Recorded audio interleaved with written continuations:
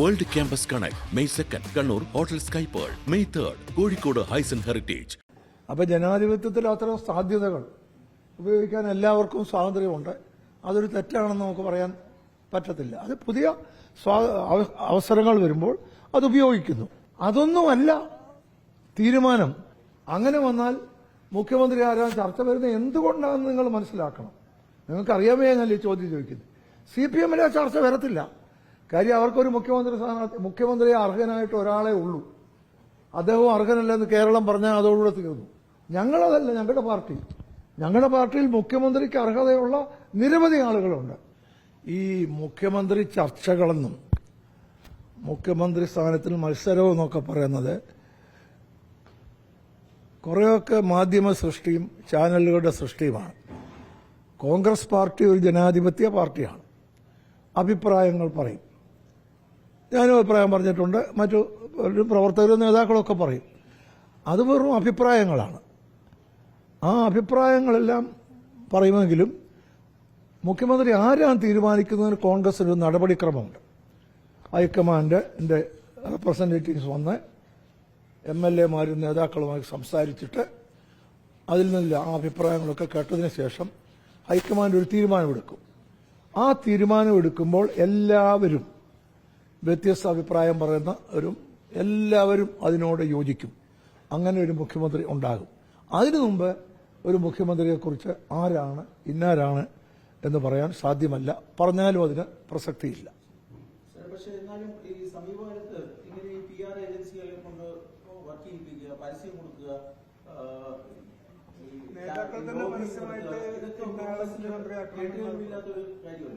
അല്ല, അതിപ്പോ ഞാൻ ഒരു കാര്യം പറയാം.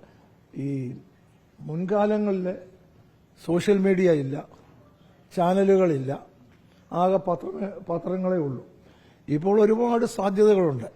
അപ്പൊ ജനാധിപത്യത്തിൽ അത്തരം സാധ്യതകൾ ഉപയോഗിക്കാൻ എല്ലാവർക്കും സ്വാതന്ത്ര്യമുണ്ട്. അതൊരു തെറ്റാണെന്ന് നമുക്ക് പറയാൻ പറ്റത്തില്ല. അത് പുതിയ അവസരങ്ങൾ വരുമ്പോൾ അത് ഉപയോഗിക്കുന്നു എന്നുള്ളതിൽ കവിഞ്ഞ് അങ്ങനെ ചാനലുകൾ ആരെങ്കിലും എന്തെങ്കിലും പറയുകയോ അല്ലെങ്കിൽ ചാനലുകാരെയും ഉപയോഗിക്കുന്നുണ്ടാകുമല്ലോ. അത് അല്ലെങ്കിൽ സോഷ്യൽ മീഡിയയിൽ കൂടെ ഒക്കെ പ്രചരിപ്പിക്കുകയോ ഒക്കെ ചെയ്യുന്നതിന് തെറ്റാണ് എന്ന് പറയാൻ കഴിയില്ല. പക്ഷെ ഞാൻ പറയുന്നത് അതൊന്നുമല്ല തീരുമാനം എന്ന് പറയുന്നത് വളരെ വ്യക്തമാണ്. അതിനൊരു പ്രൊസീജിയറുണ്ട്. ആ പ്രൊസീജിയർ തന്നെ പാലിച്ച് ഹൈക്കമാൻഡ് അവസാനം എടുക്കുന്ന. പക്ഷെ ഹൈക്കമാൻഡ് തീരുമാനം എടുക്കുന്നതിന് മുമ്പ് MLA-മാരുടെയും നേതാക്കളുടെയും ഒക്കെ അഭിപ്രായം ആരായും അതിനുശേഷം എടുക്കുന്നത് മാത്രമാണ് തീരുമാനം. ബാക്കിയുള്ള കാമ്പയിനുകൾക്കൊന്നും യാതൊരു പ്രസക്തിയുമില്ല. തെരഞ്ഞെടുപ്പ് ഫലം വരുന്നതിന് മുമ്പ്, പ്രത്യേകിച്ച് തെരഞ്ഞെടുപ്പ് ഫലം വരുന്നതിന് മുമ്പ് ഇങ്ങനെ ഈ ചർച്ചകൾ ശരിക്കും അനാവശ്യമല്ലേ? കാരണം ഇതിപ്പോ ജയിക്കുമോ എന്നുള്ള കാര്യത്തിൽ പോലും ഈ തെരഞ്ഞെടുപ്പ് ഫലം വരുന്നതിന് മുൻപ് ഒരു തീരുമാനത്തിലേക്ക് എത്തുക, പിന്നെ മുഖ്യമന്ത്രി ആരാണെന്നുള്ള തീരുമാനം കിടക്കുക. അപ്പൊ ഈ ഫലം വരുന്നതിന് മുമ്പുള്ള ഇത്തരം ചർച്ചകൾ ശരിക്കും അടിസ്ഥാനരഹിതമല്ലേ? അല്ല, അതിപ്പോ ഞാനൊരു കാര്യം പറയാം. ഈ ജനാധിപത്യത്തിലെ അഭിപ്രായം പറയാൻ എല്ലാവർക്കും സ്വാതന്ത്ര്യമുണ്ട്. ജയിക്കുമോ എന്ന് സംശയമുള്ളതാണെന്ന് ഞങ്ങൾക്കൊരു സംശയവുമില്ല. ജയിക്കുമെന്ന കാര്യത്തിലും കംഫർട്ടബിൾ മജോറിറ്റി കിട്ടുമെന്ന കാര്യത്തിലും UDF-ന് ഒരു സംശയവും ഇല്ല. അപ്പോൾ ആ പ്രശ്നം തീർന്നു. രണ്ടാമത്, അങ്ങനെ വന്നാൽ മുഖ്യമന്ത്രി ആരാൻ ചർച്ച വരുന്നത് എന്തുകൊണ്ടാണെന്ന് നിങ്ങൾ മനസ്സിലാക്കണം. നിങ്ങൾക്കറിയാമേ എന്നല്ലേ ചോദ്യം ചോദിക്കുന്നത്. CPM-ലെ ആ ചർച്ച വരത്തില്ല. കാര്യം അവർക്കൊരു മുഖ്യമന്ത്രി അർഹനായിട്ട് ഒരാളെ ഉള്ളൂ. അദ്ദേഹം അർഹനല്ലെന്ന് കേരളം പറഞ്ഞാൽ അതോടുകൂടെ തീർന്നു. ഞങ്ങളതല്ല, ഞങ്ങളുടെ പാർട്ടിയിൽ മുഖ്യമന്ത്രിക്ക് അർഹതയുള്ള നിരവധി ആളുകളുണ്ട്. അപ്പോൾ സ്വാഭാവികമായിട്ടും അങ്ങനെ ഒരു സാഹചര്യത്തിൽ അതുകൊണ്ടാണ് കോൺഗ്രസിൽ ഈ ചർച്ച വരുന്നത്. അപ്പോൾ കോൺഗ്രസിൽ ഈ ചർച്ച വരുന്നത് കോൺഗ്രസിന്റെ അതുകൊണ്ട് ദോഷമായിട്ടാണ് പലരും പറയുന്നത്. എന്റെ അഭിപ്രായത്തിൽ അതല്ല. അങ്ങനെ ചർച്ച ചെയ്യാനുള്ള അസറ്റ് ഞങ്ങൾക്കുണ്ട് എന്ന് പറഞ്ഞാൽ പല ആളുകൾ മുഖ്യമന്ത്രിയാകാൻ യോഗ്യരുണ്ട്. അത് CPM-ലുണ്ടോ? ഇല്ലെന്ന് അവർ തന്നെ സമ്മതിക്കുന്നത്. അതുകൊണ്ടാണ് ഒരാൾ. അപ്പൊ അതാണ് പ്രശ്നം. അതുകൊണ്ടൊരു അയോഗ്യതയൊന്നുമല്ല, അതൊരു യോഗ്യതയാണ്. പല ആളുകൾ യോഗ്യരായിട്ടുണ്ടെങ്കിൽ ചർച്ച വരും. അല്ല, ആരുടെ യോഗ്യത വർദ്ധിച്ചു, ആരുടെ യോഗ്യത കുറഞ്ഞു എന്നൊന്നും ഞാനിപ്പോൾ പറയാൻ തയ്യാറല്ല. അതെന്താണെന്ന് വെച്ചാൽ അതിപ്പോൾ സത്യത്തിൽ അങ്ങനെ ഒരു അഭിപ്രായം വ്യക്തിപരമായി പറയുന്നതിൽ ഇപ്പൊ ശരിയല്ല. കാര്യം ഹൈക്കമാൻഡ് തീരുമാനിക്കാൻ ഉള്ള കാര്യമാണ്. എനിക്ക് അതിൽ അഭിപ്രായമുള്ളത് ഞാൻ നേതൃത്വത്തെ അറിയിച്ചോളാം, ഹൈക്കമാൻഡിനെ അറിയിക്കും. ഇപ്പൊ ഈ ഒരാള് മുഖ്യമന്ത്രി സ്ഥാനത്തേക്ക് വരാൻ സാധ്യതയുണ്ട്. ആരാ? നിലവിൽ മത്സരിക്കാത്ത ആരെങ്കിലും ഒരാൾ മുഖ്യമന്ത്രി സ്ഥാനത്തേക്ക് വരാൻ സാധ്യതയുണ്ട്. അല്ല, അത് ഞാൻ പറഞ്ഞല്ലോ. ആ ചോദ്യം എന്നോട് ചോദിച്ചിട്ടൊരു കാര്യമില്ല. ഞാൻ നേരത്തെ പറഞ്ഞു, ആരാണ് മുഖ്യമന്ത്രി എന്നുള്ളത് ഹൈക്കമാൻഡ് MLA-മാരുടെ ഉൾപ്പെടെ അഭിപ്രായം എടുത്തിട്ട്, മറ്റു നേതാക്കളുടെ അഭിപ്രായം എടുത്തിട്ട് അവസാനം ഒരു തീരുമാനത്തിലെത്തും.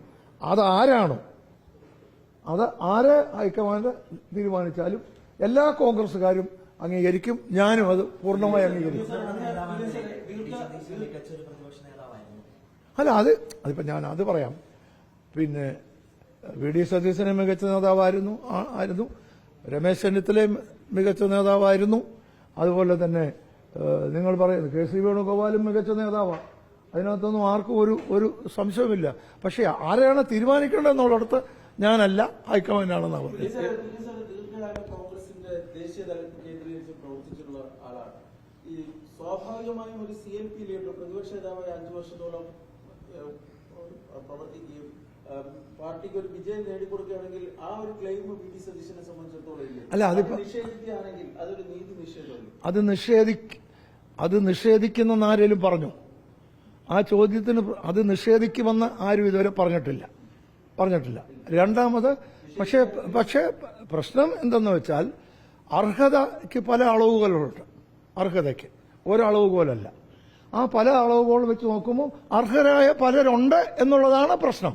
അർഹരായ പലർ ഉള്ളതുകൊണ്ട് അതിൽ നിന്ന് ഒന്ന് ഹൈക്കമാൻഡ് തെരഞ്ഞെടുക്കും. ഞാൻ അതിൽ ഒരാളിനെ പിൻപോയിന്റ് ചെയ്യാൻ തയ്യാറല്ല. ഈ മുസ്ലിം ലീഗ് കഴിഞ്ഞ ദിവസം പ്രത്യേകിച്ച് VD സതീശന്റെ പേര് ഉന്നയിച്ചുകൊണ്ട് അദ്ദേഹം ഈ സർവേകളിലൊക്കെ മുന്നിലെത്തുന്നു. അപ്പോൾ അതിന് മറുപടി കൊടുത്തത് സാദിഖ് അലി തങ്ങൾ മറുപടി കൊടുത്തത് ജനവികാരം അതാണ് റിഫ്ലക്ട് ചെയ്യുന്നത്. അപ്പോൾ ജനവികാരം ഹൈക്കമാൻഡ് മാനിക്കുമെന്നാണ് പ്രതീക്ഷ നടന്നിരിക്കുന്നത്. അല്ല, ഈ ജനവികാരം എന്നുള്ള ഒരു മാനദണ്ഡമല്ലേ? അത് ഞാൻ കാര്യമാണ്. മുസ്ലിം ലീഗ് UDF-ലെ ഒന്നാമത്തെ മെയിൻ ഘടകകക്ഷിയാണ്. അല്ലെങ്കിൽ തന്നെ ഘടകകക്ഷി അല്ല എന്ന് തന്നെ മുസ്ലിം ലീഗ് എന്നൊരു പാർട്ടിക്ക് മുഖ്യമന്ത്രി സ്ഥാനത്തെക്കുറിച്ച് അഭിപ്രായം പറയാനുള്ള എല്ലാ സ്വാതന്ത്ര്യവും അവകാശവുമുണ്ട്. മുസ്ലിം ലീഗ് അതുകൊണ്ട് മുസ്ലിം ലീഗിന്റെ നേതാവ് ബഹുമാനപ്പെട്ട തങ്ങൾ അവരുടെ ഒരു അഭിപ്രായം ജനവികാരം അനുസരിച്ച് ചെയ്യണമെന്ന്. ജനവികാരം അനുസരിച്ച് ചെയ്യേണ്ടതെന്ന് ആരും പറയുന്നില്ല. ജനവികാരം പക്ഷെ ഇവിടെ പ്രശ്നം എന്താണെന്ന് വെച്ചാൽ, ജനവികാരം ഒന്ന് അളന്നു. ഇനിയിപ്പം ജനവികാരം അളക്കാനുള്ള മാർഗം MLA-മാരുടെ ഒപ്പീനിയനല്ലേ? മറ്റൊരു മാർഗമുണ്ടോ? ജനവികാരം അളക്കാനൊരു മാർഗം വേണമല്ലോ. ഇപ്പോഴും തെരഞ്ഞെടുപ്പ് കഴിഞ്ഞു പോയല്ലോ. അപ്പൊ ജനവികാരത്തിന് വേണ്ടി ആര് മുഖ്യമന്ത്രി ജനഹിത പരിശോധന ഒന്നും നടത്താൻ പറ്റത്തില്ല. അതുകൊണ്ട് മുസ്ലിം ലീഗ് ബഹുമാനപ്പെട്ട തങ്ങൾ പറഞ്ഞതിന്റെ അർത്ഥം വെച്ചാൽ, ജനവികാരം എന്ന് പറഞ്ഞാൽ ജനവികാരം പ്രതിഫലിക്കുന്നതാരാ? MLA-മാരാ. ആ ഡെമോക്രാറ്റിക് മെത്തേഡിനെ തന്നെയാണ് അദ്ദേഹം ഉദ്ദേശിക്കുന്ന ഞാൻ കരുതുന്നത്. അല്ലാതെ വേറൊരു മാർഗമില്ല ഇത് കണ്ടെത്താൻ. അങ്ങനെയാണെങ്കിൽ ഇപ്പൊ ഈ ജനവികാരം പരിഗണിച്ചത് MLA-മാരുടെ പിന്തുണയാണെങ്കിൽ ആ പരിഗണന KC വേണുഗോപാലിനായിരിക്കും. അതെങ്ങനെ ഞാൻ MLA-മാരുടെ അഭിപ്രായം എനിക്ക് അറിഞ്ഞുകൂടാ. അതെങ്ങനെ നിങ്ങൾക്ക് പറയാൻ പറ്റും? ഏഷ്യാനെറ്റ് ചാനലിനോട് ആരെങ്കിലും ഇത് പറഞ്ഞിട്ടുണ്ടോ MLA-മാർ? എനിക്കത് പറയാൻ പറ്റുന്നില്ല. MLA-മാരുടെ ഭൂരിപക്ഷത്തിന്റെ അഭിപ്രായം സ്വാഭാവികമായിട്ട് MLA-മാരുടെ ഭൂരിപക്ഷത്തിന്റെ അഭിപ്രായം ഹൈക്കമാൻഡ് ചോദിക്കുമല്ലോ. അപ്പൊ അതൊരു ഘടകമാണ്. അത് മാത്രമാണ് ഘടകമെന്ന് ഞാൻ പറഞ്ഞത്. അതൊരു ഘടകമാണ്. ഈ NSS, SNDP പോലുള്ള കക്ഷികൾ VD സതീശനെ സംബന്ധിച്ച് റിസർവേഷൻ ഉണ്ടെന്നൊക്കെ പറയുന്നുണ്ട്. ഇന്നലെ വെള്ളാപ്പള്ളിയുടെ പാർട്ടികളിൽ നിന്ന് തന്നെ അത് വ്യക്തമാണ്. സമുദായ നേതാക്കൾ പരിധി വിട്ട് ഇതിനെ പറയാമോ? പിന്നെ ഞാനൊരു കാര്യം, ഈ ചോദ്യത്തിലെല്ലാം ഞാൻ നിന്ന് തരണമെങ്കിൽ നിന്ന് തരാം. ഓട്ടെ, ഞാൻ കുഴപ്പമില്ല. സമുദായ നേതാക്കൾ ഈ രാജ്യത്തെ പൗരന്മാരും ഭരണഘടന അനുവദിക്കുന്ന സ്വാതന്ത്ര്യം സമുദായ നേതാക്കൾക്കുമുണ്ട്. സമുദായ നേതാക്കൾക്ക് അഭിപ്രായം പറയുന്നതിൽ യാതൊരു തെറ്റുമില്ല. ഭരണഘടന അനുവദിച്ചിരിക്കുന്ന സ്വാതന്ത്ര്യമാണ്. ഒരാൾ സമുദായ നേതാവായതുകൊണ്ട് അദ്ദേഹം ഈ രാജ്യത്തിന്റെ പൗരാവകാശമൊന്നും ഇല്ലാതാകുന്നില്ല. അതുകൊണ്ട് അവർക്ക് പറയാൻ അവകാശമുണ്ട്. പക്ഷേ അവർ പറയുന്ന അഭിപ്രായങ്ങൾ കേട്ടല്ല പാർട്ടികൾ കോൺഗ്രസ് പാർട്ടി തീരുമാനിക്കുന്നത് കോൺഗ്രസ് പാർട്ടിയുടെ ഒരു മെത്തേഡ് അതനുസരിച്ചാണ്. സമുദായ നേതാക്കൾക്ക് അഭിപ്രായം പറയുന്നതിന് അറിയാൻ അവകാശമില്ല എന്ന് പറയുന്നതിനോട് എനിക്ക് യാതൊരു യോജിപ്പുമില്ല. ബഹുമാനപ്പെട്ട വെള്ളാപ്പള്ളി നടേശൻ പറഞ്ഞ അഭിപ്രായം ഞാൻ കേട്ടു. ഞാൻ അതിനോട് അദ്ദേഹം പറഞ്ഞതിനോട് എനിക്ക് യോജിപ്പില്ല. പക്ഷെ അദ്ദേഹത്തിന് പറയാനുള്ള എല്ലാ അവകാശവും ഉണ്ടെന്നാണ് എന്റെ അഭിപ്രായം. മുഖ്യമന്ത്രി സ്ഥാനത്തിൽ മുഖ്യമന്ത്രി നിർണയത്തിൽ അവരുടെയും അഭിപ്രായങ്ങൾക്ക് വില ഉണ്ടാവുമോ? ഈ സമുദായ നേതാക്കളുടെ? അല്ലല്ല, അതിനൊരു പ്രൊസീജിയർ ഉണ്ടെന്ന് ഞാൻ പറഞ്ഞല്ലോ. സമുദായ അതിനൊരു പ്രൊസീജിയറുണ്ട്. ആ പ്രൊസീജിയർ അനുസരിച്ച് ചെയ്യും.